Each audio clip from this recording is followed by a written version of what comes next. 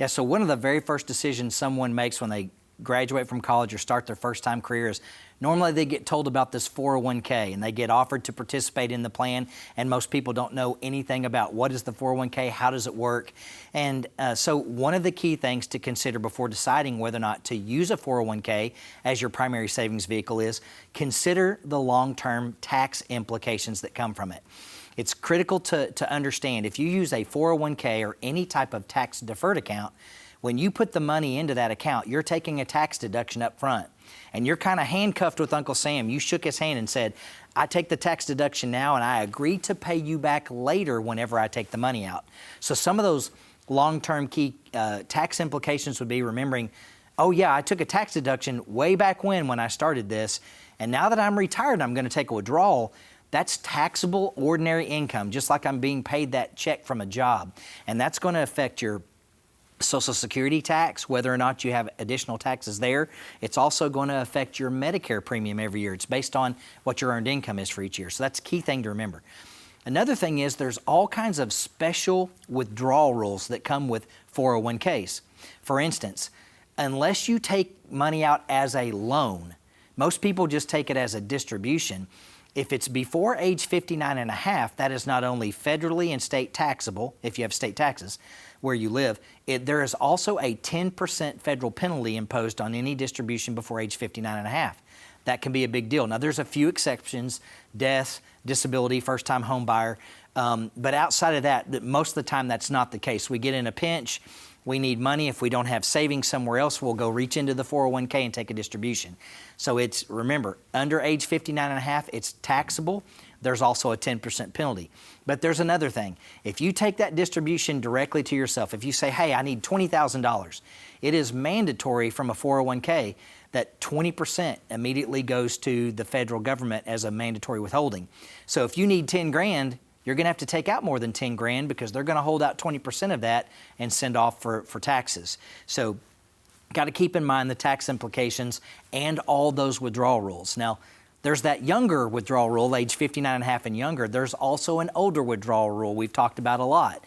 That's once you hit age 70 and a half or age 72, if you didn't need the money and you were letting it build up inside your 401k, you have to start taking required minimum distributions.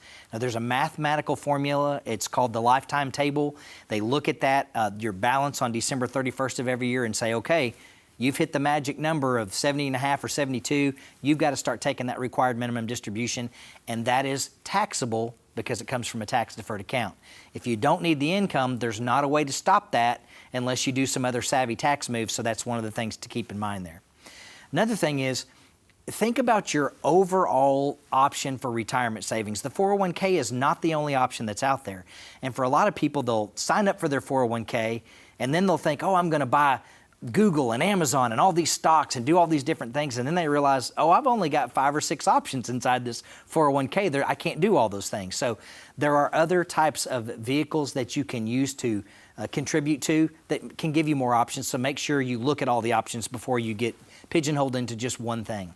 Okay? We would always suggest that if you use the 401k, contribute up to the match that you get from your company. They're only going to match up to a certain point. Don't put in additional contributions above that because you're only going to have limited choices within the 401k. Put in up to the match, get the free money, and then use other vehicles that gives you more freedom regarding withdrawing money and investment options and that sort of thing.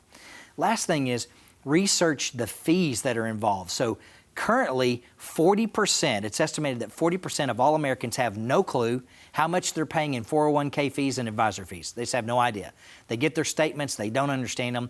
It's really, really important. Think about it. If you're paying a 1% fee versus a 2% fee, it's a big deal. Double the fee for the rest of your life. And a lot of people and a lot of plans and a lot of advisor plans, there can be as much as a 1.5% to 2% annual ongoing fee difference. So make sure you're aware of how much a fee you're paying inside your plan or to your advisor. Control those fees because it will add up and affect your future withdrawals. Here's a couple of other options that are there outside the 401k. The two most common would be a traditional IRA and a Roth IRA. That's known by most people. Well, what's the difference in the two? Well, a traditional IRA is going to work a lot like a 401k in that it's a tax-deferred plan. When you put the money in, it's a tax deduction, but you're going to have to pay tax on the withdrawal on the way out. The Roth is just the opposite. You're using after-tax money going into a Roth, no deduction up front.